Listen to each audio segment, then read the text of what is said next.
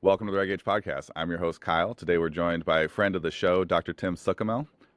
He just wrote a book, just got published at the beginning of July. It's The Science and Development of Muscular Strength. I got one because it's amazing, and I have 1.5 million questions after going through. I haven't even finished it yet, and I still have 1.5 million questions. But thanks so much for being here, man. Oh, I appreciate you having me on, and obviously, being able to discuss the book is definitely a privilege, and multi-year process. It's good to see it kind of come to actually getting published and getting out there. Yeah, yeah. Well, I know, the last time we talked, you were saying that, it was a couple months before it was published, like before it was finally done, and you were like, "Man, I'm ready to be done with it." Like when you got like a printed version of it, did it feel like having a new baby? Yeah, I actually put up I opened the books live on Instagram actually. So I got a box from Human Kinetics, and they sent me a few copies of it and everything. I was able to open it up on Instagram Live, kind of go through the different chapters a little bit. But yeah, it was really cool to be able to see it in person, and I'm not going to say it was the equivalent of a new baby because that's a whole different story. It is my baby, but I got fur babies as well. So, but no, very cool to have it done, and being able to go to the NSCA conference recently.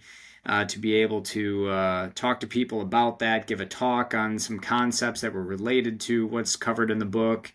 I'm going to CanFit Pro in later in August this next month, and being able to talk about some things related to the book there. International Conference of Strength Training. I'm doing a pre-conference with them in September, so I'm going to be able to talk more about it there. So it's really cool to be able to kind of get the word out a little bit in different ways. Yeah. Yeah, and it's a really great it's a really great book. I've had a good time going through it.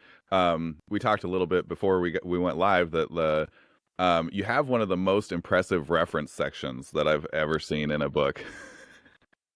Yeah, I've gotten a little grief from some people about the number of references or the pages and the number of references. It's something like it's got to be close to like 90 pages of references. But I tell you, I always like to give credit where credit's due. I don't run all of the experiments that are out there. I don't have enough time for my own experiments sometimes. So more or less the hundreds and hundreds of experiments that other people have done. But just to put this into perspective, I'm not going to take credit for other people's work, so I want to make sure that I give them the proper shout out. And I think what it does also is it gives readers the opportunity to go explore deeper if they are interested in certain concepts. Yeah, I'm always sad by the brevity of a book. Like I always wish that books had more stuff in them, that they were longer, like just going through here, right? Almost every topic is could be its own book, right? And so as a reader, like anytime I'm interested in something, if it's not there, it's really sad. And so the fact that you put all that work in to find all those references really means a lot to readers like me, because then I can, if I want to go learn more, I know what to look for. So that's really No, good. yeah, that's good to hear. I mean, like I said when we were talking prior to the podcast, if I wasn't able to do this with a reference manager, I think I'd have a few more kind of cuts on my head from beating my head on a desk. So, Yeah, yeah. So I got questions. I got book questions. all right. All right. So my very first question is revolves around the statement. I'm grateful that you could look past our first interaction at the isometric mid thigh pull. Oh God, yeah. My book was dedicated to my wife Shayna, and you know, I without her, I mean, admittedly, she probably I know she read at least 9 out of the 12 chapters and gave me some feedback and edited. She's in the field as well, and she works at Pittsburgh Fitness Project here in Pittsburgh.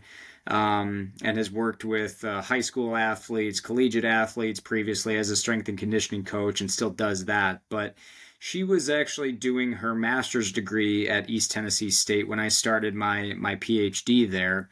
And long story short, our first interaction was not a positive one. the way that we've at least come together on it just a little bit more.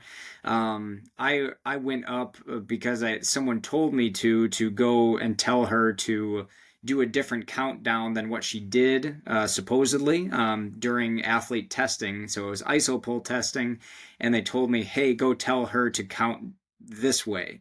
And it's something. It's so stupid thinking back and looking at it now because I I was also new to the game. Admittedly, I know I don't think I introduced myself because I was like, I went up and said, we need to make sure that we do this, and I was told by someone else to go do that, and then she basically just said, I did do that. That's the way I'm doing this, and then yeah, she did not like me initially. That's the long and short of it. But thankfully, we've been married. Our 6 year anniversary is in 3 days, so we're still moving along. We've been together for over 10 years, so I'd say she's tolerated me. Yeah, yeah, yeah. Yeah, since then.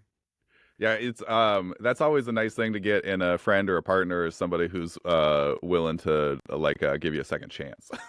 Yeah, yeah. She puts up with a lot from me, and forever appreciative of that. But she kind of kept me on task very much throughout this, and there's certain days you just don't want to write. There's other days that you want to write, and she was willing to be able to allow me to take that time and everything to dedicate towards it. She took the time to obviously read a lot of the book and provide feedback on it, and forever grateful.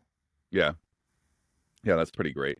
Would you tell, so you told us off the air, like kind of just this, this book is full of references, right? I mean, there's probably what, like a over 1,000, over 2,000, There's over 2,500 over according to 2,500. the author, the editor.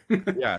So one of the things that I don't think that people appreciate, is the always the kind of the behind the scenes stuff of anything that happens. And so you told us a story when we were off the air last time about what it was like to run your own research project and complete your own research project. Would you share that story again?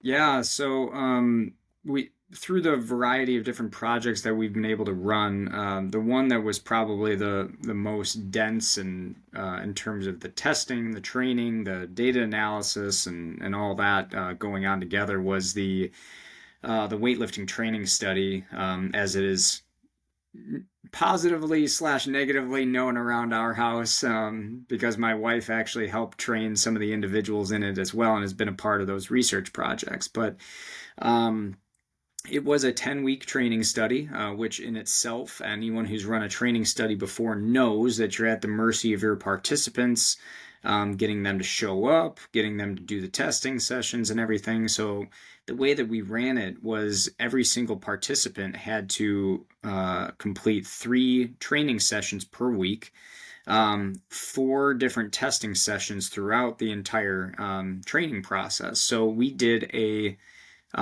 3 weeks of 3 sets of 10, 4 weeks of 3 by 5, a week of 5 by 5 as an overreach, and then a taper over the course of 2 weeks with 3 by 3 and 3 by 2.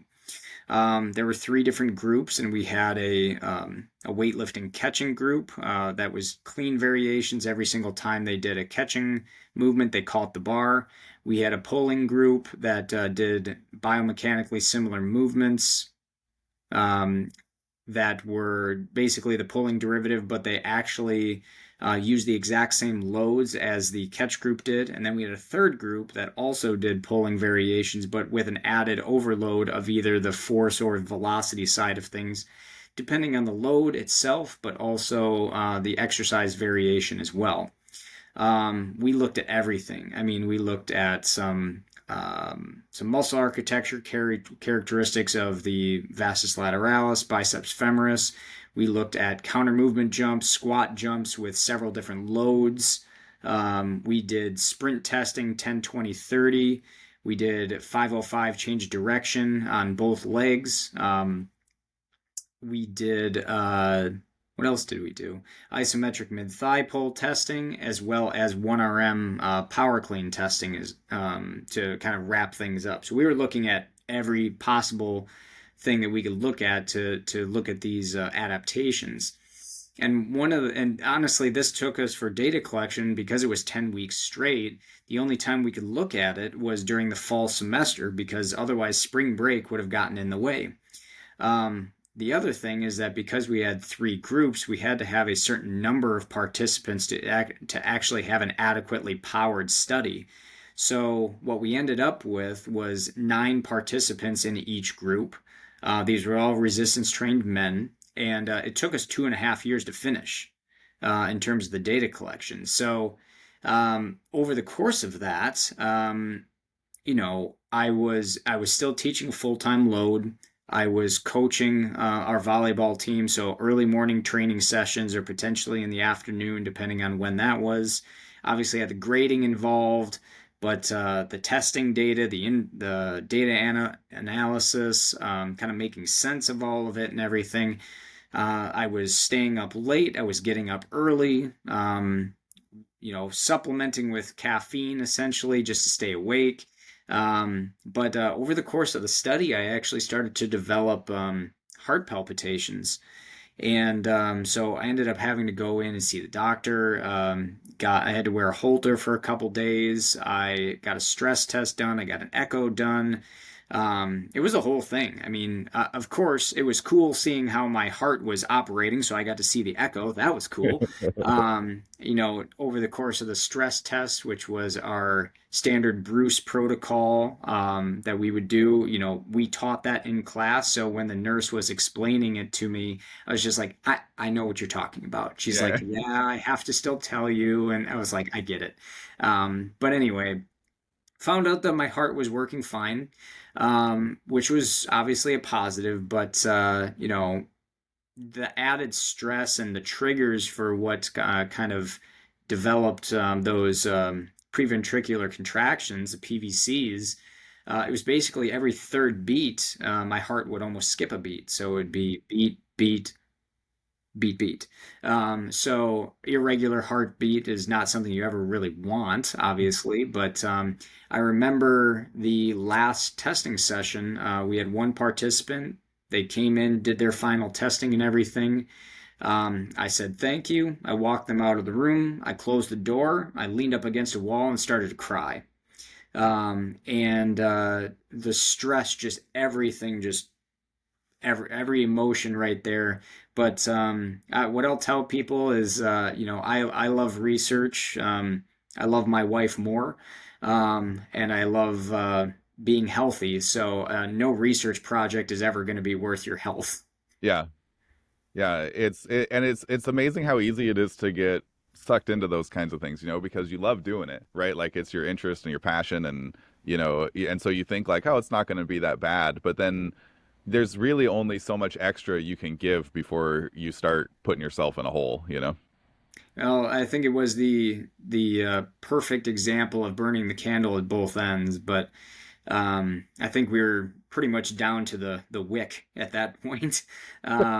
But no, I was happy to get it done. Obviously, we've been able to put together 3 papers on it, and but at the same exact time, what I told my wife, I was just like, I'm not doing a training study for a really long time, if ever again.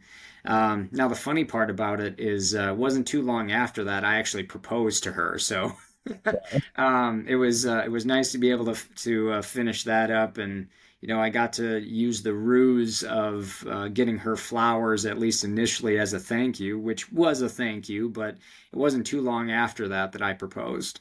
Yeah, yeah, yeah. Yeah. That's pretty cool. That's like a couple of big life memories tied together. That's a fun experience. You're living your life to the fullest at that point, right? Trying, yeah. Recovering, but also at the same time, being able to take the next step forward in my personal life was fantastic. Yeah. So I have a couple, like they're actually questions from the book, but they're actually relevant to that study. But you mentioned measuring muscle architecture. So what are you measuring when you measure muscle architecture, and how do you do it? Yeah, so we were using a portable ultrasound device, And what we were looking at primarily is, unfortunately, it wouldn't allow us to do cross-sectional area. That was something that we wanted to look at, but the type of device we have wouldn't allow it. But we were looking at muscle thickness, fascicle length, and pennation angle within each of those muscles. So, in theory, if we are giving someone a very like force dominant type training stimulus and everything, what we would typically see is an increase in the pennation angle, which would allow for more fiber packing and allow us to produce more force per unit within the muscle. And if I remember correctly, there weren't any meaningful changes within each group, but typically any like eccentric or like plyometric or even like a fat ballistic fast velocity, you may actually see a decrease in the pennation angle, which would allow for a faster shortening velocity, and obviously, muscle contraction speeds to be a little bit faster. But yeah, those were things that we were looking at in both a knee extensor, and a knee flexor in the vastus lateralis and the biceps femoris. But at the same time, there's so many different actions when you have multi-joint movements that are going on that you can't necessarily isolate everything. But it was something from a physiological standpoint that we wanted to look at, given the fact that we weren't doing biopsies or anything like that. Hmm. Yeah. Yeah, that pennation angle is a really interesting thing to me. So do you what is the prevalence, like how or how much of a change do we see in that? I imagine that you probably didn't see a lot of change across the 10 weeks, like maybe mostly just because it was only 10 weeks, like maybe it takes a little longer to see that shift. um, or doing weightlifting derivatives, maybe you're kind of in the spot between speed and maximal force where it's not as much of a stimulus to change one way or the other. um, I mean, are either of those like reasons why you would see the or not see the change? Well, part of it also comes down to the individual as well, because Hmm. yes, we measured baseline, and one of the things we measured was essentially change from baseline. And yeah, the individual groups, because the programs are so unique, because we were looking at group differences, and obviously we highlighted individual differences if there was anything there. But yeah, I mean the type of training program, because it wasn't a singular focus over the course of the entire thing. It wasn't all just force, force, force, force, force, or velocity the entire time. It may have, I'm not going to say it skewed any of the results, but we were trying to create essentially a very ecologically practical program that someone would actually use. So, doing a block of high volume, moderate volume, lower volume, we kind of wanted to see the individual changes over the course of that. That being Hmm. said, realistically, like you mentioned, if we were looking for specific characteristics, um, we'd probably need longer training phases within each of them to be able to see long term what would happen. But because each phase was no longer than about 4 weeks, you may not see substantial changes um, from a group standpoint. You might see some from an individual standpoint, but when I say changes in like pennation angle, we're talking like small amounts of degrees Yeah, that was from, my other yeah. question, is about how big of a magnitude will actually show up. Like if you take somebody who's totally untrained and you give them all force or all speed, how much movement could you see? Yeah, I don't know if I can give you a single answer on that, because all the protocols that are out there are all unique. Hmm. They really, depending on what you're looking at and everything, you may not see large changes really at all. The individuals who are untrained, it's kind of interesting because they may um, they may see some substantial changes. But the other thing that we have to consider is most of the changes that are going to be going on throughout throughout that program, or their adaptations are going to be very neural, at Hmm. least up front, and the muscle architectural changes may not actually show up until later. Hmm. But again, possible, yeah, of course. But if you go through the actual descriptive data that we have, I'd say the only moderate change that we saw was from pre to post was really based on muscle thickness within the pull group compared to the rest of the changes that we saw. We saw some small changes in pennation angle, but it was funny because during with one muscle you'd see a small increase, and then another one you'd see a small decrease. Hmm. So it and that being said, it may not necessarily be meaningful in terms of all that. So I would classify what we saw as very much trivial to small. So there really wasn't much there. Yeah. But again, at least providing some underpinning mechanism of the changes in force and everything that we saw. Yeah. Just real quick, because I realized we didn't say what it was. Could you describe what pennation angle is, just for people who are listening who might not know? Yeah, the pennation angle is the angle of the fascicle, that the muscle fascicle as it attaches to the deep aponeurosis of the muscle. So if we're looking at different layers, you usually see a layer of subcutaneous fat. You see the proximal aponeurosis of a muscle. Then you generally see, lines going across, which are going to be your muscle fascicles in a pennate muscle arrangement, and then you would end up seeing the deep aponeurosis where all of those are going to attach. So the fascicles attach to the superficial and the deep aponeurosis, and then the angle with them is the pennation angle. Yeah, yeah, yeah. So just the orientation of the fibers, having it not being like parallel to the muscle, but like having Right. some skew. Yeah, Cool. so obviously choosing a muscle fiber, or sorry, a muscle that shows a pennate arrangement was key.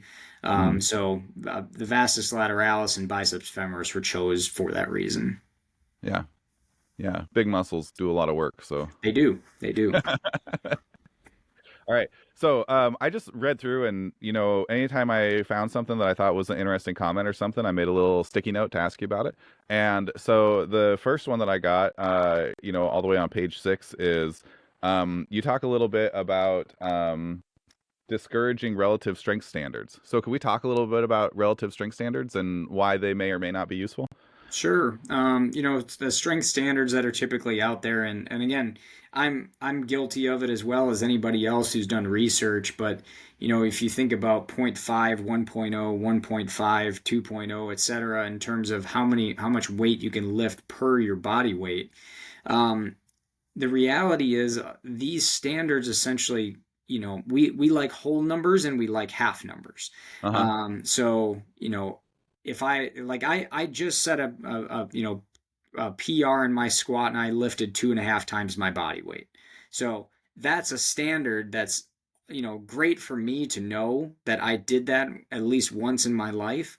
But at the same time, does that mean that my performance with certain things is going to be ultimately better than someone who did twice their body weight or one Hmm. and a half times their body weight? Um, you know, it really depends on what task we're talking about, because I could say, for example, the elite sprinters in the world, um, some of them may be able to squat 2.5 times their body weight. Other ones may not even be close to that. But like, one of the things that it doesn't take into account is the fiber type that the individual is. I can promise you, I'm not going to be setting any world records in the sprint anytime soon. I mean, my engine was built. In my life, I've run a marathon, a half marathon. I've now squatted 2.5 times my body weight. But like, if you were to break down what my fiber type is, I'm probably in the 50-50 realm in terms of slow twitch and fast twitch. But so maybe I'm an 800 guy. Hmm. That's what I've been told by a handful of people. But at the same time, that's not something I'm training for. you know the relative strength standards come back to, are we actually getting better at the tasks in the sport that we need to get better at? If your sport is powerlifting and your sport is weightlifting. Does it make sense to be relatively stronger? Yes, absolutely, because that's what your sport dictates.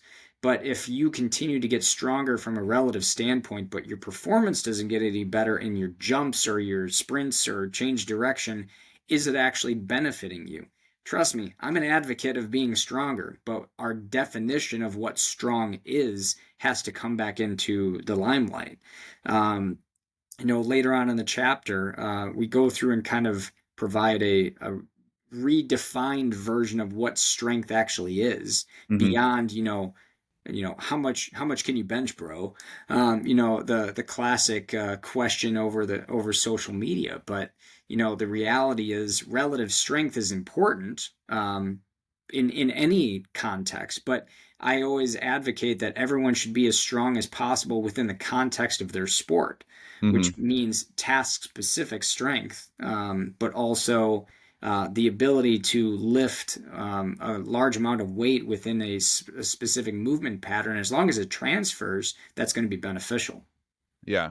Yeah, I like that. Like, there's always the fidelity of discussion there, right? Like, the most common one that I think I hear is that you should be able to squat twice your body weight. Like, I feel like I hear that all the time. And it's not necessarily that I think that that's a bad idea. I think it'd be great if everybody could squat twice their body weight, right? But like you said, it really is gonna getting stronger is going to benefit you in your sport, but how strong exactly is not, it's not a magic. Like, it's not like if it's exactly to, like, you might have somebody who squats exactly their body weight, and yet they can just fly, or they're Yeah. super effective in their sport. So And you and know and I would say with that, like research is guilty. We use certain strength standards or levels to compare different people. Is it 100% appropriate to do so? You can have that debate, but the reality is because people have compared other individuals like that previously, that's just something that we have to take into account. Ultimately, some form of regression analysis is probably going to be just as important within that literature as well. But if you go through and look at stuff we've done or stuff that Stone or Lachlan James, anyone who's looked at strength comparisons in that front, Prue Cormie, some work back in 2010 or 2007 around there. They typically compare people based on strength standards. So here's a strong group and here's a weaker group. hmm I'm writing up a paper right now that is looking at AEL and comparing stronger versus weaker individuals. But again, we have to play that game. Is a 2.0 squat really, really better than a 1.9? right. You're grasping at straws at that point, just to kind of see if you are truly truly better by hitting that strength standard. And so again, I would caution people to not chase a number necessarily, but you want to chase the strength standards or the strength domains that are then going to enhance your performance within your sport. Yeah, I often have conversations with athletes because I'll get like swimmers or distance runners or something who are, they're nervous about the weight room. Like, they don't want to get too big. And I'm like, if you're running 80 miles a week or whatever, like, if you're putting in these crazy high mileages, you're just not going to have that much gas for the weight room. Like, you're not going to turn into, a bodybuilder, even if you're going in the weight room and working really, really hard. Like, those things just aren't going to line up for you, right? Yeah, I So, mean, it's not going to be a 1-to-1 ratio of it may be for a while. mhm, When we wrote about this in our 2016, the importance of muscular strength and athletic performance paper. um, it matters. Like everyone should be able to at least at a minimum tolerate their own body weight. right. And then someone who's the equivalent. But at the same exact time, there's contact based sports and then there's non-contact based sports. If you're telling me that a football player and a diver have to squat the exact relative per their body weight, I mean that's probably not true. Would Hmm. it benefit the diver to be able to be relatively stronger? Yeah, probably. But at the same time, it may not necessarily dictate success in their sport because let's just say, for example, that a bigger squat would help them jump higher. Well, that would be beneficial because they may have a little more time in the air to complete the skill, rotate the way that they would like to. But Hmm. again, if they're not flexible and they can't get into the proper positions, is it really going to benefit their scores? So, Yeah. it's not a one-to-one improvement, but it certainly can contribute. Yeah. Yeah. So probably then like the frame of mind to have is like, what are the needs of your sport? Like, what's the needs analysis that you've got? And then you just work on those characteristics, but you work on them, secondary to actually doing your sport. Like, do your sport and then go do your physical development. And you're probably not going to, it's hard to become too strong or too flexible, like that's a really Oh, challenging oh, place to get to. 100%. I mean, I don't think you've ever heard an athlete saying to their coach, "Coach, I'm too strong." Uh-huh. Yeah. You Yeah. know, I produce force too quickly, Yeah. like Yeah. uh, just way too fast. You Yeah, know, the only story I've ever heard that I buy about an athlete being too strong was there was a shot putter from the 70s and 80s, Udo Bear from East Germany, and his coach said that he was too strong. But to like put that into context, I believe he did something like a 280 kilo behind the neck press or 260 kilo behind, like 600 pound behind the neck press, and he could squat. I want to say like mid nines for reps, and so that kind of strength is a phenomenal achievement, and maybe he should have been throwing a little more and lifting a little less, but that's probably the only story I've ever heard where I was like, yeah, okay, I buy that. You might have spent too much time in the weight room.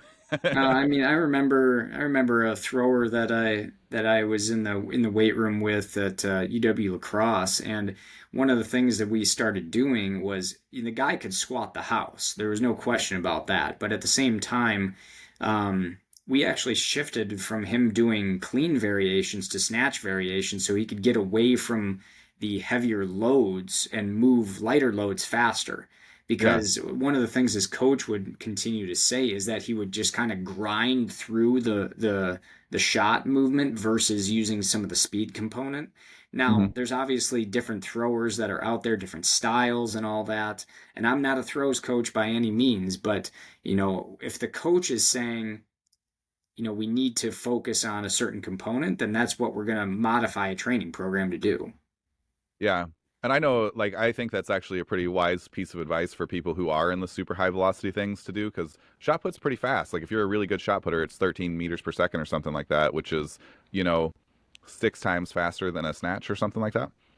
Yeah. And I know, like, in my own training when I was throwing, I eventually left the weightlifting lifts altogether and just did like sandbag throws and medicine ball throws and stuff like that, because that I felt like they were so, like I felt the snap when I was throwing, the slower stuff was too slow.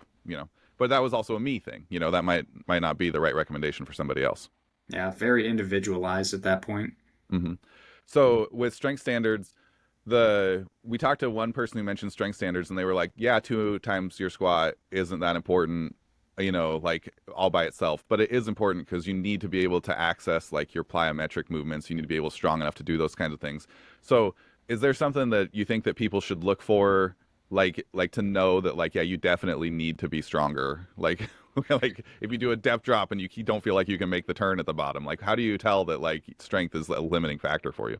Well, the biggest issue with strength standards in general, and when it comes to relating to whether or not people should be doing certain exercises, that type of thing, it comes down to how you're assessing it as well. Because if we're purely assessing um, our strength standards based on a 1 RM, we're not actually measuring force. We're Hmm. assuming that they're producing force a certain way. And I know Right. I think it was chapter 9 in that book, that's the assessing strength chapter.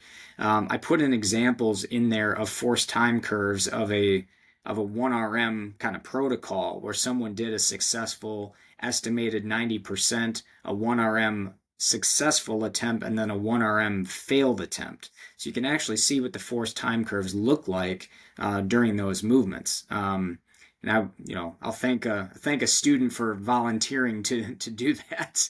But he was spotted properly. We know he was fine. He was fine. But you know Lachlan James put together a really nice paper a couple years ago now, looking at different strength domains. And I can tell you already, after the book was published, and a couple talks that I've given since then, I already know that there's certain things that are going to be modified in chapter one of edition two. So, we'll look at a timeline for that. But looking at it, like, are they lacking reactive strength components and the ability to transmit force quickly? Is Hmm. it explosive strength that is looking at like kind of a counter movement jump or a squat jump? Is it isometric strength that they're lacking? Is it maximal dynamic strength that they're lacking? And is it, rapid force development within an isometric test? So these are all different strength domains, if you will. So again, by purely looking at a 1RM, for example, we may not actually get the answer that we're looking for in terms of what they're actually lacking. So by asking an individual to do an isometric test versus a counter movement jump rebound test to be able to get some sort of indication of are they lacking isometric strength, or are they lacking the ability to transition from eccentric to concentric quickly? Those are all things we'd actually have to look at rather than just a relative squat or something. Hmm. So we had a sprint coach on a little while ago, and he talked about how important like the flying 30 is as a diagnostic tool, because if they've got a great flying 30, but they're running out of gas, they know they need to do the strength or the speed endurance portion of their training more. And if they don't have a great flying 30, then they know that they need to work on their, speed development portion of their training. Are there any if you were, say you're running a program and you're like, I could get I got a few extra dollars, I could get a force plate, or I could get VBT or something. Like what kind of tools or tests would you be like, hey, this would be a really great thing to have in your arsenal so that you can kind of evaluate these different characteristics? Yeah, I think force plates are by no means are they underutilized. They used to be underutilized, but I think a lot of people have force plates now due to the cost of them has become reasonable in terms of what you can get out of them. But a general test for a lot of people is just a counter movement jump. Hmm. Hands on hips, jump as high and as fast as possible, because you're able to get a ton of information about the individual just from doing that. You can look at braking characteristics, you can look at propulsion characteristics, you can look at kind of the shape of the overall curve itself, because you can see based on strategy, is someone free falling into the bottom and they get slammed at the bottom of their counter movement? Are they able to effectively transition? But then doing something again like a counter movement jump, rebound jump, where you do one and then you come down and have a reactive jump after that, is going to give you an indication of their reactive ability as well in terms of how well they can transition during a fast stretch shortening cycle movement. The reality is, when a lot of people do drop jump testing, we don't necessarily drop from the height that we actually start at. So if we're doing like a 24-inch or a 2 foot, this is just an example, but if we were to drop off of that, you see a lot of people kind of dip down before they actually step off. So you may not actually be assessing the individual from that spot either. So to You be need a able to, dunk tank. what's that? You need a dunk tank. Yeah, yeah. I mean, that's exactly right. So being able to assess someone from the same starting standard, you base it off of how well they can counter movement jump. So if you jump really high and you can't counteract that in a fast stretch shortening cycle, that's a problem, and Hmm. something that we can obviously look into. Yeah. Yeah, I actually, that's one of my things that I got is in the book, page 9, if anybody's following along. There's a couple graphics of two different athletes who, it's a impulse measurement, probably on a force plate, I assume, right? Where it's a, counter movement jump, so they squat down and then jump back up again, right? And the idea I think is to illustrate that one of them has a really sharp curve for their force. Their braking happens really fast, and then their takeoff happens really fast. Mm. And the other one, the braking happens a little slower, and the takeoff happens a little slower. The thing that I thought was interesting about those two was the degree of, force that's lost before, which I assume is the amount of like drop that they take. Like some athletes might drop more than others. Um, how how much of like doing these things involves like controlling or teaching a movement? Like, do you just let people jump the way they naturally do it? Do you have to train them how to jump ahead of time? Like, what's the, if you're trying to use it as feedback for yourself, like if that insight is like a valid insight, then I might be able to make my thing look more peaky just by not going down as much. Sure. Like just Yeah. you know. It's interesting because typically a lot of the instructions are we want you to jump with your natural mechanics. So whatever Hmm. you feel like is going to make you jump the highest is the depth that we want you to go to. I remember an athlete at East Tennessee State, a volleyball player, that she essentially would do a full squat and Yeah. go into her jump. Now she could jump through the roof, but that's also because she could handle those eccentric forces at the bottom and in that position. But if you look at basketball players, sprinters, they have a very small displacement when they unweight and go into their counter movement. But that's natural to their sport. A sprinter is not going to take a ton of time on the ground, really ever, because if they do in their sport, they're not going to be very successful. Hmm. So it's interesting that each individual develops their own strategy, but if we were to standardize kind of the height that they would have to go to, it's assessing unique characteristics to that position, because you get the individuals who are used to a short counter movement that would struggle in that position, but then Hmm. you get the individuals who go really deep. It's not it actually forces them to produce force a little bit faster. So to answer your question, I mean, we allow them, at least we have historically, to use the strategy that would allow them to jump as high as possible in their view. Right. We don't force them to go to a certain depth unless we're going to standardize something for like a squat jump where there is no counter movement. Yeah. Yeah. Yeah. Yeah, it's an interesting thing because we've kind of found time and time again that if you find something you're bad at and you work on it, that's really like, you get so much juice for your squeeze. So if you're somebody who squats really low to jump, where it's almost like more of a ballistic movement than a plyometric movement, right? Then maybe that's a good opportunity for you to learn how to do the other thing and vice versa, right? Mm-hmm. Yeah. Well, yeah, and it also comes down to the end goal too, doesn't it? It's like, am I trying to achieve a higher jump height, and will that contribute to what I'm doing? Hmm. Because certain sports, if you take a tennis player for example, their sport does not necessarily require them to jump through the roof. And Right. it's just not a sport that requires it. Now, do you jump in soccer? Yeah, of course you do, but it's not necessarily going to be the same demands as like a basketball player. Yeah. Yeah, and it'd be an interesting investigation for some sports. So, like, for like shot put, you could pick a deeper, delivery position if you're a more ballistic person, or a higher delivery position if you're a less ballistic person, a more explosive person. Sure. So it's an interesting thing where, like, depending on your sport or the positions you're trying to get into, it's probably worth measuring and training, to make sure you're moving forward. Yeah. Yeah. Yeah. Okay. My next question isn't so much like a really specific question, but where we talk about general adaptation syndrome, and we get into that stimulus recovery adaptation curve that we're all so that's so famous. Um, if I remember correctly, and this could be apocryphal, so I apologize if it's bad knowledge, but if I remember correctly, that came from poisoning rats. Is that the origin of that? More or less, yeah. Yeah. So, for anybody who doesn't know, so the idea is that like you operate at some baseline, you're exposed to some stimulus, and your ability to operate goes down, right? So, like in our world, that's training. You work out really hard, or you do a game or something, and you spend a lot of energy, and your performance goes down.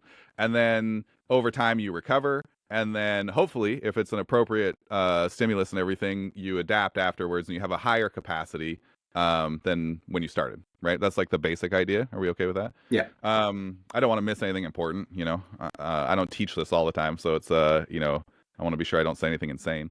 Um, uh, but super useful concept in training, right? Because if you have a stimulus and your ability to perform goes down, and then you redouble that stimulus and your ability to perform goes down, and then you redouble that stimulus and your ability to perform goes down, eventually you end up in a real bad spot, right? So it's kind of just the backbone for how we look at like training frequency and volume and all those kinds of things, right? Mm, yeah. Yeah. So one of the things that I thought was really interesting when I uh really got into reading was um how that curve looks different for different systems in your body. So could you talk a little bit about like, what the neuromuscular stimulus recovery adaptation curve looks like, or, like just the neurological piece, the muscular piece, tendons, ligaments, bones, whatever. Like what does that actually look like when we view it as a whole system and not just your ability to get back to like, a 400-pound squat from, doing a 400-pound squat?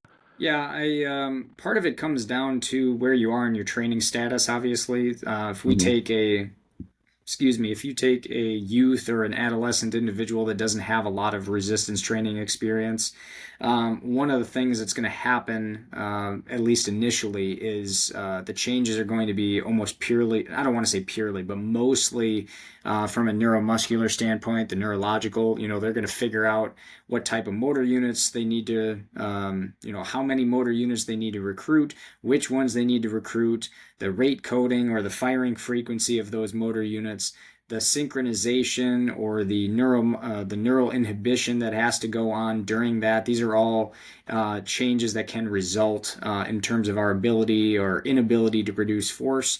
And with that in mind, as we continue to get better at a specific movement pattern, we'll just continue with our squat example. We all remember the first time we squatted because it was not coordinated. We were kind of shaky on the way down. We wouldn't go through the full range of motion. And then, obviously, for the next 4 days, we were sore. But within that, the more that we did it, we started to adapt. We had this super compensation effect where we started to get used to that movement pattern and just be like, oh, I can do this. You're not as shaky during the movement. Your muscles are turning on because you've developed a coordinated pattern within the actual skill itself. So it's the same with anything. So if we were to look at a free throw is an example that I would use. If you watch a kid who, or have your own kid shoot a free throw and let's just say that they're really young, they may not have the necessary strength to be able to shoot a free throw dead on. So what would end up happening is they're going to turn their body, or they're going to go over their head, or off to the side and be able to throw it towards the basket I'll say in a coordinated manner, but it's coordinated for them. Hmm. Because that's the most efficient way. Our body's going to find a way to complete the actual task itself. But eventually, as they develop that coordination pattern, muscles are going to turn on, turn off at certain times, and be able to produce the necessary force to do it. So the neural adaptations are first. That's generally with any resistance training movement that we would put in. But as individuals get older, they go through puberty. Obviously, hormones are going to contribute to this as well. But then you start to get some muscle architectural adaptations in terms of, and it's not to say that you wouldn't get some of these adaptations previously, at least initially. You're probably going to increase some tendon stiffness over the course of this, just because your ability to transmit force from the muscle to the tendon to the bone to allow you to move is going to be more efficient. But the hypertrophic adaptations that you may get in terms of muscle size are going to follow a little bit later in terms of that timeline. And eventually, I'm not going to say that we're going to hit our limit of adaptations, but eventually, long term, if we continue to do this, we're chasing very small percentages of these adaptations and really focus on what's happening internally with the muscle in terms of are we adding sarcomeres, our contractile units and everything? Are we adding them in parallel? Are we adding them in series? are they shifting their fiber type or their phenotype a little bit towards type 2s versus type 1s? Because a lot of that is going to come down to the type of training that you're doing. But a lot of that, these specific adaptations that you may get, may not actually come until later on in your actual training history. Hmm. So when we're looking at like planning our our kind of microcycles, like our like weeks of training, um and we're thinking about that curve of like I'm going to have a decrease in performance, it'll come. Well, let's actually talk a little bit before we get into that. One of the things that I when I realized it, I had kind of like a moment of like maybe like frustration or disappointment as somebody who was training was, the kind of the architecture of a study, right, is that you have an intervention and you measure the changes between the beginning and the end. And when we're measuring how people are, recovering, that idea of recovery is like it's usually based on your ability to do like like the definition is kind of you can do what you did before, right? More or And less, yeah. so, yeah, right. And so, but like as a trainer, that's not what I'm trying to do, right? Like I'm not trying to recover. I'm trying to get that adaptation phase, right? And so, like in my dream world, we could do studies where we figured out, what would give us the fastest or the biggest adaptation, and then just keep stacking that top of the curve on top of the top of the curve over and over again forever, right? So, uh, I guess the one thing we're probably a ways away from being able to measure adaptations from an individual, like a single session intervention, because they're so small, right? Like that it's hard to just ultrasounds won't pick it up, MRIs won't pick it up. It's too small of a difference. But when you're planning your workouts, if you're planning like, okay, well, I need technical improvements on this. And so I'm not going to worry as much about, pushing the strength or the hypertrophy side of it. Does that curve get shorter or longer? Like if you want to do the hypertrophy side of it, does that curve get shorter or longer? If you want to do the, like maximal strength, is that curve shorter or longer? Like, can you train them more frequently or less frequently? Yeah, so if you push something really hard and that's like your emphasis, like let's say for example that you have one block and you have this, a short amount of weeks, you can gain a lot of strength, for example, within a short period of time, but that also means that you're probably going to lose it over a short period of time as well. So the Hmm. adaptation curve, if you will, can be steeper, it can be longer, but that'll also kind of factor into how long you have those adaptations afterwards. It's kind of like a peaking phase, if you think about it. We peak over a short period of time because we can't sustain a peak for a long period of time. Hmm. So I don't know if that answered your question, but there's certain adaptations that'll certainly last longer than others. Strength is one of them. Your maximal strength will hang in there, but one of the things that goes very quickly is our rapid force production abilities and our speed. Hmm. Yeah, that's certainly something I'm noticing. Is like it's a funny thing, like to get older, is I can still get stronger and I can still get faster, but when I'm not doing them, they go away really fast. 100%. Yeah, and I'm like, man, I just got to quit not doing them. Mm. Okay, so you mentioned a couple things in there that were really interesting to me because when I started training, the thing that I was taught was that the ratio of fast twitch to slow twitch fibers that you got is fixed. It doesn't change in your life. And I was also told that we don't grow new muscle cells, that the number of muscle cells that you have is fixed. So how has the research changed since, 25 years ago or whatever? Sure. Admittedly, it's not the literature that I'm in all the time, but one of the things that I did read about and kind of consulted a handful of people is that the jury's still out in terms of if we're able to shift fiber types and to Hmm. what extent we can shift fiber types. It's my understanding that most of the fiber type shifts that we end up seeing are within the type 2 realm. So if we just say that there's type 1, type 2A, and type 2X as our dominant fibers. Typically, what we end up seeing is there's a bunch of hybrid fibers in the type 2. So, Hmm. examples are you basically have type 2AB, type 2AC, type 2AD, and the entire alphabet in there, I'm sure. We could turn this into Sesame Street pretty quickly. But at the same time, what ends up happening is the way that I describe it to my students is fibers are going to act more like those type 2Xs or act more like those type 2As. I don't know that there's a lot of literature out there to suggest in humans that individuals can go, say, for example, type 2X all the way to type 1, Hmm. where again most of the transitions may be within those hybrid fibers, so you have a greater percentage of the A's versus the X's.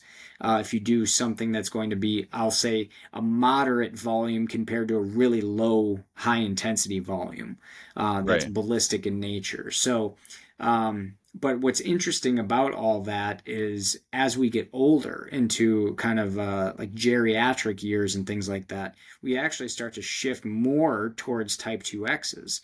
And you can see that in geriatric individuals because their movements become a lot more jerky, very less refined motor skills. The individuals may knock things over and it's not on purpose. It just, let's put it this way. You don't have a lot of individuals at those ages want them to complete your surgeries, just because of jerky motions. And it's not to say older individuals can't perform surgeries. I'm not saying that.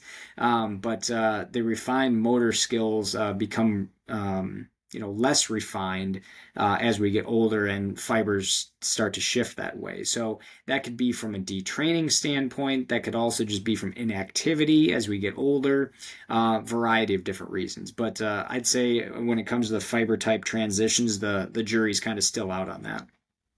Yeah, it's a really interesting thing because every so often I'll see a study where they're like, we could definitely do it, and then there'll be a follow-up study, and it's like, maybe not.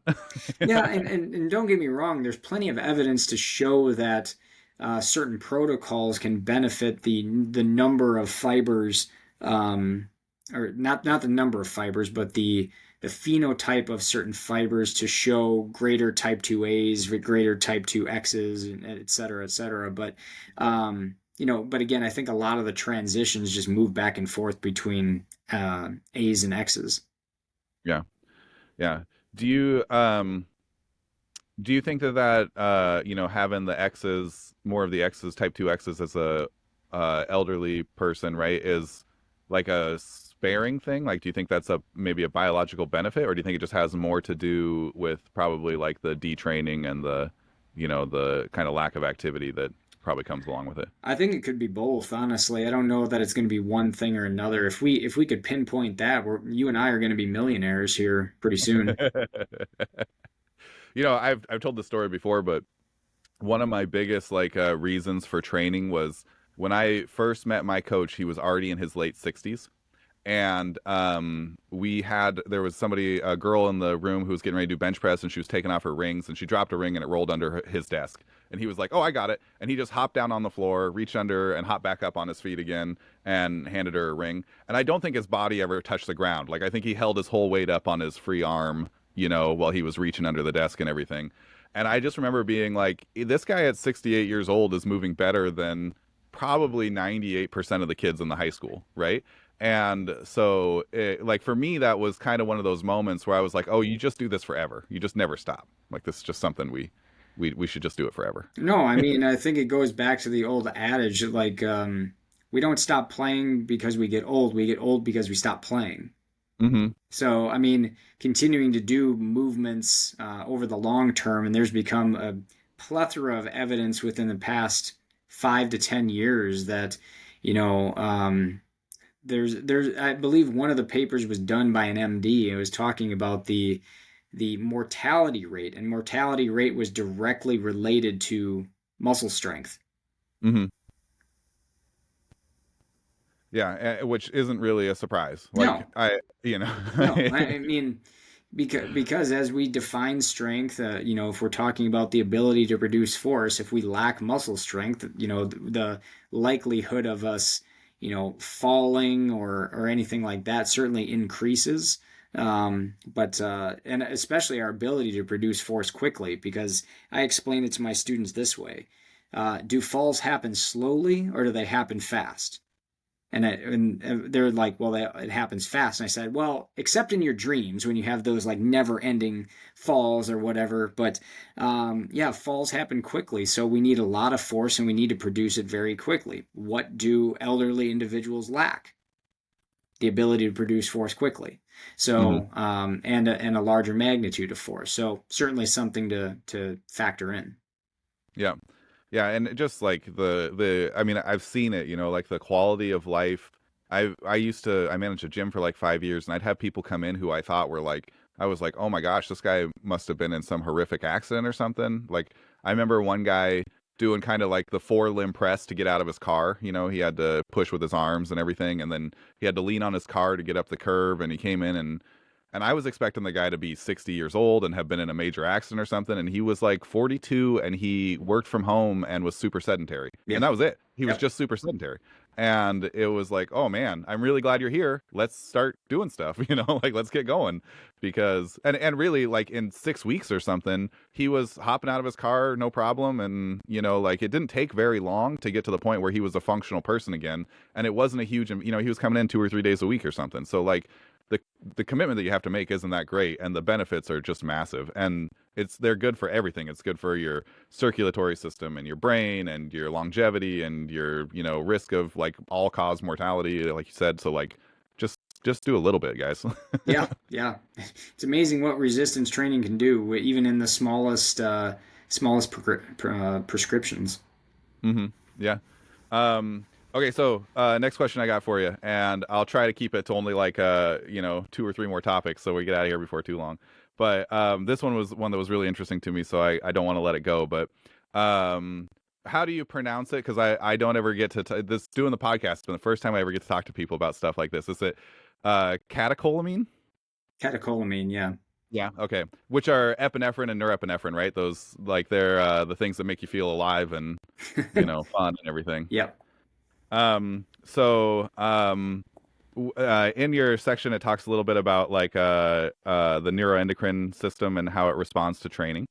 And one of the comments in there is that with chronic training, it might mute some of the effects, or the effects aren't the same in chronic training on hormone production.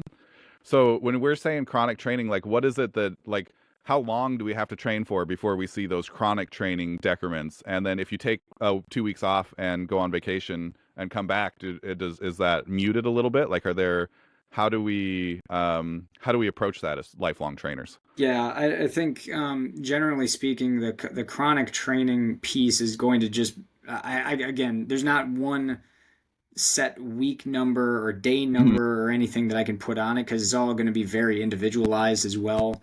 But the take home message is that if things are going to become elevated as we begin to train long term, the continual adaptations are going to become a bit muted because it's already elevated based on our original baseline. So from a time off standpoint. Um, it's again really hard to say that to give you like a specific number or anything like that because of how individualized it can be. But God, I don't even know if I can answer that question to be honest with you. A whole nother place for research. You're not wrong about that. And again, I will be the first person to admit that the neuroendocrine adaptations to resistance training and different types of training is a whole realm of research that's not something I personally have never measured hormones in any research that I've ever done before. The experts that I would certainly refer people to are going to be your Andy Fries out there. Um, and kudos to Dr. Fry on his retirement. But yeah, he's getting out before you can ask him more questions. It's too late. I'm already calling him. I'm sure he'd be willing to talk with you about it, but he's done a lot of stuff with that. Obviously, Bill Kramer in terms of that as well, and hope speedy recovery from him because I know he had a mishap that actually prevented him from coming to the NSCA conference. So hopefully he's back moving well here soon. Yeah. Yeah, yeah. Yeah. Yeah, I mean that's such interesting.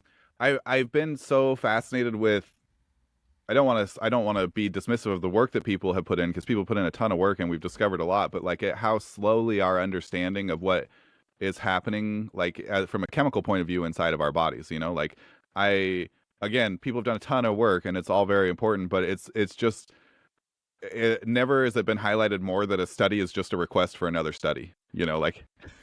Yeah, I mean, I'll tell you, anything endocrine, anything blood related, anything, any of the biomarkers and everything, we do some of that research here, or at least our neuromuscular research lab does a lot of that. It's expensive, because you have to obviously get the necessary assays, you have to have all of the precursors and everything to be able to do that. Then you also have to get the participants willing to do that. So any true physiological research is not a cheap thing to do. Hmm. And the time it takes and to find meaningful information out of it is really important. And of course, your methods have to be incredibly strict, because if you're not analyzing things the exact same way, then you're not going to get the results that you're looking for. Yeah, that's probably an experiment design that you need to put in front of 15 or 20 colleagues before you pull the trigger, right? 100%. Yeah, it ends up being now. Obviously, you do it over a longer period of time. You can, if you're just doing small modifications to a protocol and everything. But a lot of the protocols that are out there we base on previous research anyway. Hmm. Um, yeah, I mean that's a really that all by itself is like a super intriguing comment. That a lot of the research that we do is based on previous protocols, just because we talk about it's kind of like a tongue-in-cheek thing, like the 3 sets of 8 or 5 sets of 5 or whatever. Like how many of these interventions do we have that we just do them because somebody else did them? Like how much of our sport is you know well, that's what somebody did, so that's where I'm starting. No, I mean, if you think about kind of how training theory as a whole kind of came about, it was probably a handful of people just saying, "Huh, let's try that, see what happens." Uh-huh. Yeah. But then eventually they're just like, well, this worked better than this did, so let's do that.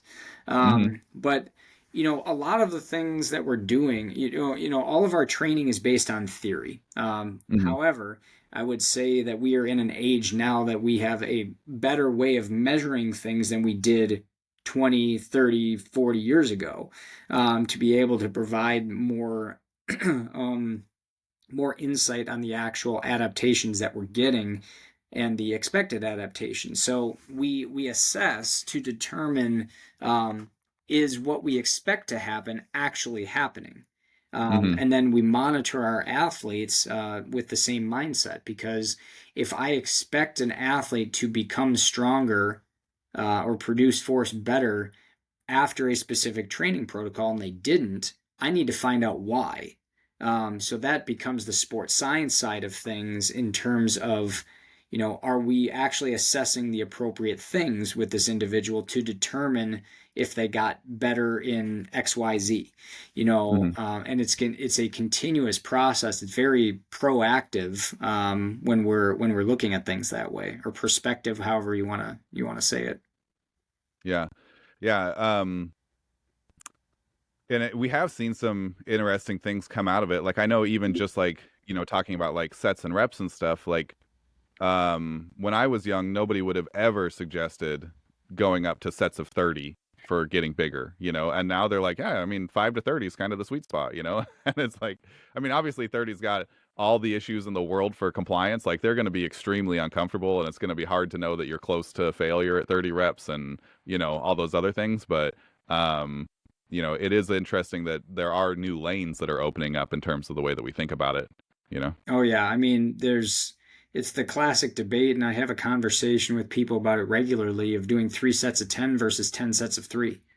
Hmm. Because, again, in theory, and if depending on who you read and everything, you could probably get similar amounts of hypertrophy, but Right. the type of hypertrophy that you get is also up in the air. Is it going to be myofibrillar, or is it going to be sarcoplasmic?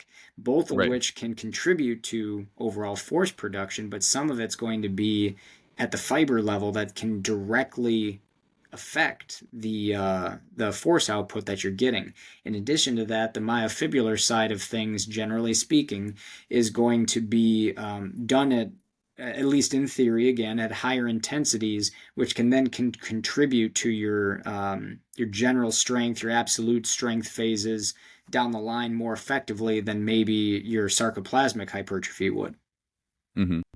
Do you think that when you're talking about, those two types of hypertrophy, do you think that one of those might be rate limiting for the other? Like you can only get so much before you have the other one, or if you really develop one, you have a great opportunity to develop the other. I'm of the opinion that both are occurring at Hmm. different magnitudes, regardless of the actual protocol itself. Hmm. I also think, and I think those who do a lot of work on hypertrophy, Brad Schoenfeld as well as Cody Hahn, I think a lot of them would probably attest to the fact that both may be happening, because I don't think you can say this is strictly going to be myofibrillar hypertrophy and this is strictly going to be sarcoplasmic. It's kind of like our energy systems. It's not just Hmm. one that's happening. It's, all of them are being used at different percentages. So Hmm. I don't know if one is rate limiting for the other one necessarily, but I'd definitely be curious to hear thoughts on for people more in that realm than I am.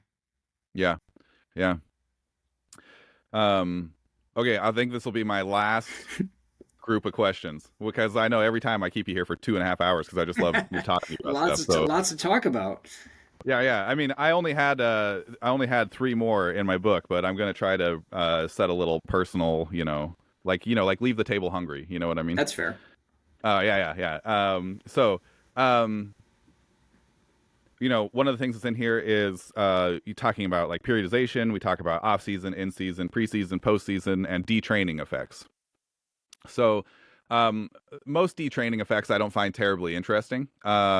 Just like on a personal level, because usually when you start training, they come back. The one detraining effect that I do like want to know more about is kind of the like neurological downregulating that happens around injury. Mm, So like just from my own personal, when I was a young guy, I dislocated or subluxed a hip, like it went back in by itself, but it definitely came out. And when I was in like my 20s, my wife had been going to a physical therapist and she came home and I was like, "Oh, show me all the exercises they gave you," because I always like to learn new stuff, right?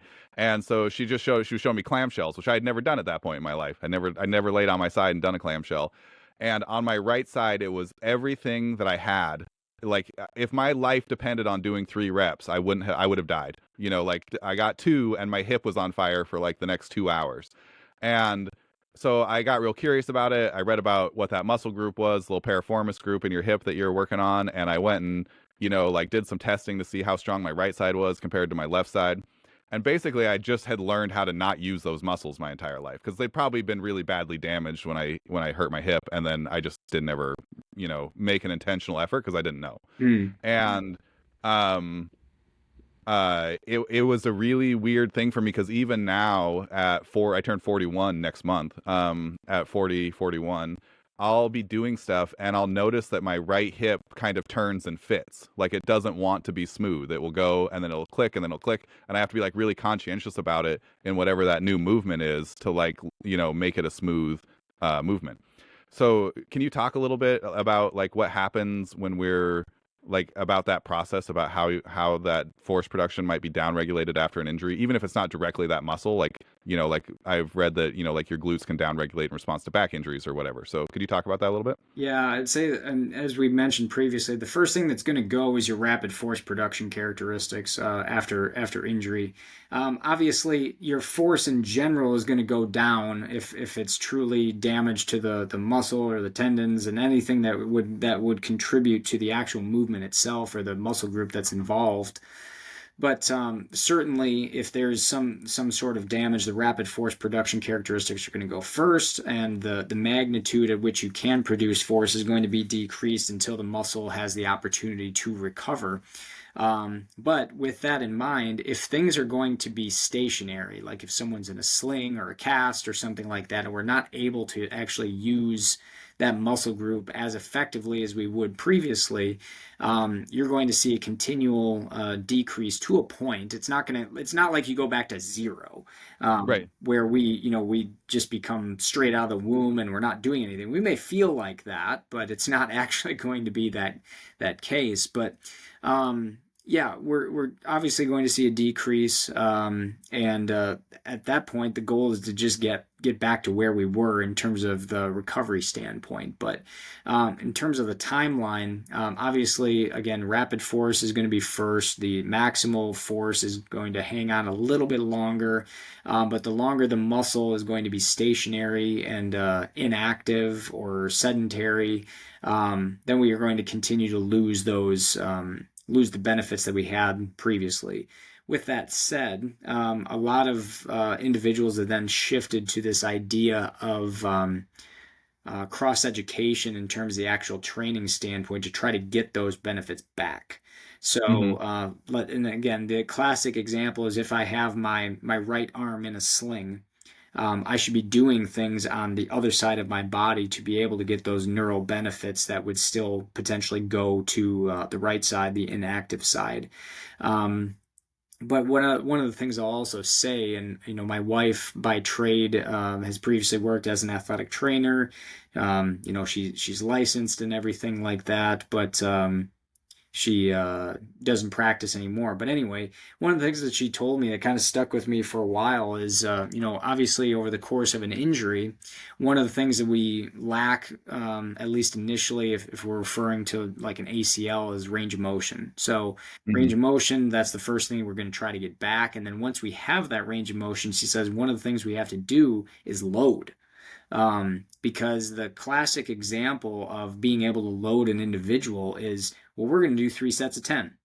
Well, if we think about it from a force production standpoint, are you producing some force? Yeah, of course you are, because you're moving some resistance, whether it's body weight, whether it's an actual, like through a squat or knee extension, whatever you're doing, you are moving some weight. But the reality is, force production characteristics are going to be enhanced or maximized at that point by using heavier loads. That doesn't mean that you're taking the person to a near maximal, at least, like really, really early. You're not taking them to near maximal work, but what you're trying to do is bring your muscle groups back and coordination patterns back to be able to produce force effectively.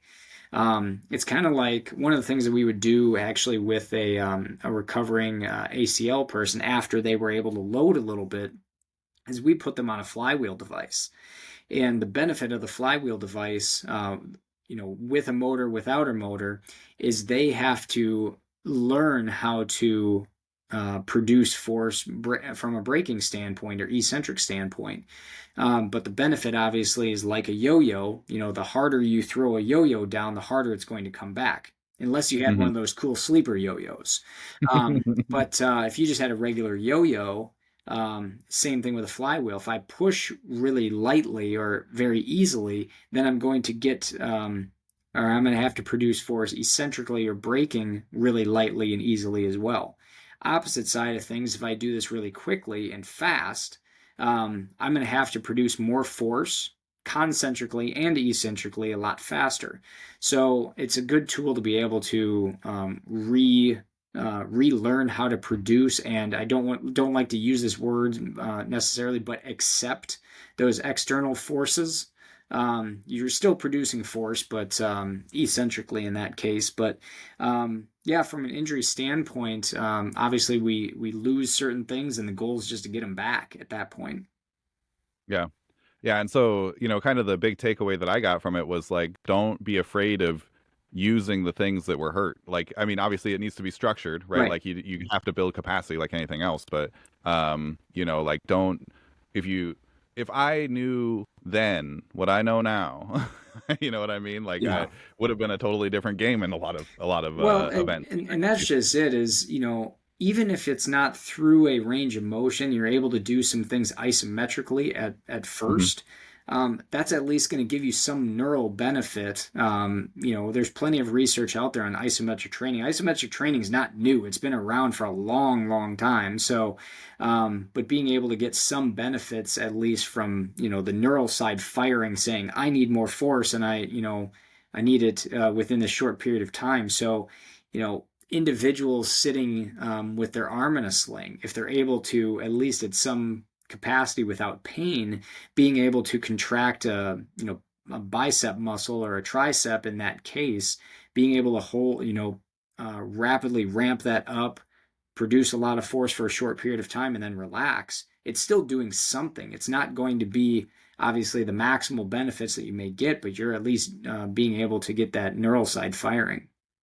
Yeah, and it's so again going back to when I worked in the gym, I remember there was a guy who'd had a knee replacement when he was in his 40s who never did his therapy. He never went through all the steps that he was supposed to do. And he had like 60, wait, how do we measure knee flexion? Do we measure it as from straight? So like 90 degrees is you've bent it 90 degrees, and like 130 would be like you can kind of put your heel on your butt or something like that. Yeah. So he had about 60 degrees of knee flexion, and he would complain all the time about how, getting the knee replacement ruined him and everything. And then we also had a member who was a 71-year-old woman who had her knee replaced. And within like 9 months, she had full range of motion and no pain and was stronger than she was before she went in for surgery. And the only difference was that she did all the work afterwards and he didn't, Yeah, so. and I certainly, one of the things I would also add to that is, I think it's incredibly important that once we have the capability following an injury to go through full range of motion with these movements, it's really important to do that because most injuries are going to happen outside or are based on our inability to produce force within a certain range of motion. So Mhm. I don't buy into the fact that 90 degrees is going to be our be all end all when it comes to a squat. Are we in that position regularly in sports? Sure. Do we produce? Are there individuals who have to be at a deeper knee flexion than that? Absolutely. But to say that we're only going to train within that range of motion, I think is incredibly limiting. There's plenty of evidence to suggest that the amount of effort that the muscle effort that it actually takes going through a full range of motion movement compared to a partial range of movement is going to be greater with the full range of motion. But in terms of overall muscle development, we're limiting the individuals to a certain range of motion if we only say, well, we're going to work here when the actual muscle range of motion is going to be a lot longer. So, Yeah. with that being said, we should be able to produce force effectively over the course throughout the entire range of motion. Once the individual has the ability to do so, again, they need the range of motion first, but once they have the opportunity to load, we need to load them. Yeah. Yeah, and I think as an athlete, sometimes it's scary to, if you're not really strong in a deep hip hinge or you're not really strong in a deep knee bend or, whatever it is, like it's really tempting. Maybe you curl 50 pounds if you leave your arm bent a little bit and you curl 15 pounds if you straighten it all the way, right? Sure. Like it's really tempting to lean into the things that you're good at, but you always get the most juice for the squeeze by doing things that you suck at. So like if you find those things that you're bad at, celebrate it, be excited, like look forward to the climb. The climb is the best part, you know. Yeah, Yeah. 100%. Okay, I'm gonna no more questions. I'm gonna stick to my word. We'll stop there. Thank you so much for coming back on again. I really appreciate you being here. Where can people find you at? All my socials are essentially the same. So there's X, Twitter, whatever you want to call it, Instagram. Dr. T Suchomel is where I'm at and where you can find me. Should have links of on there to my research gate where a lot of our research is, and obviously the book is out now. So if people are interested in it, it's the Science and Development of Muscular Strength, and you can find it at Human Kinetics. I believe individuals can order it from Amazon too. Yep, yep. All right. Thank you so much for being on. I really appreciate it. Thanks everybody for watching. Like, comment, subscribe, share. Helps out the show a ton. We really appreciate it. Thank you.